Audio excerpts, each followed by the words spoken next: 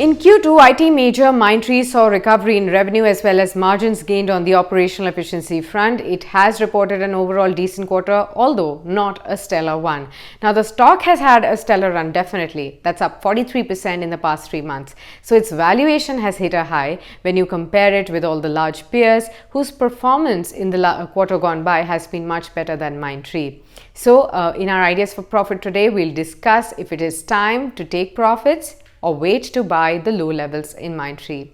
Well, Q2 revenue at $261 million showed a sequential growth of 3% in reported currency and 2% in constant currency terms. However, compared to the year-ago period, revenue showed a degrowth of 3.7%. Now, operating margin definitely showed a sequential improvement of 140 basis points this time around to 19.6%. Also, that's thanks to operating efficiency and one-offs from the previous quarter that were offset partially by the currency headwinds.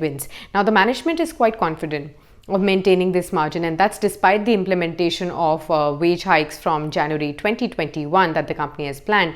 Segmental margin showed sequential improvement in BFSI, retail, CPG, and also manufacturing. Now, improvement in utilization levels and a favorable offshore on-site mix aided margin this time around. Deal win momentum was decent with the company bagging deals of say $303 million in Q2, which is definitely lower than Q1. Nevertheless, the first half deal wins at $694 million marked a 10% improvement over the year-ago period. Now, the new management is trying to rationalize the tail accounts reflected in decline in the $1 million clients, and also putting efforts to deep mine larger relationships with a focus on annuity stream of revenue.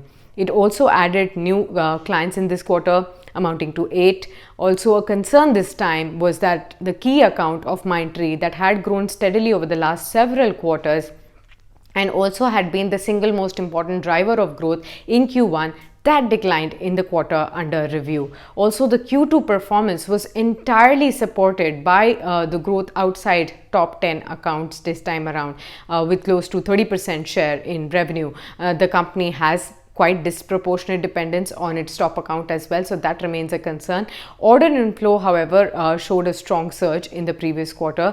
That weakened a bit, so that again remains a concern, although the management exuded confidence in the order pipeline coming forward. Mindtree also remains a winner with the new normal, with its head start in adopting digital. The company is seeing strong traction in adopting of cloud and digital transformation as well. The company is steadily tweaking its business model as well to more annuity based rather than short cycle projects that were adopted earlier. Now, while it is encouraging to note that the company expects to show growth in Q3, and that's despite seasonality, and also maintain margins, the company's valuation has already captured most of the positives. Now, Mindtree is valued at par with Infosys, that has been outperforming its peers quite consistently in terms of execution in the recent times. So, but we are quite optimistic about Mindtree's positioning also and the long-term prospects. However, investors could look at adding the stocks only on correction.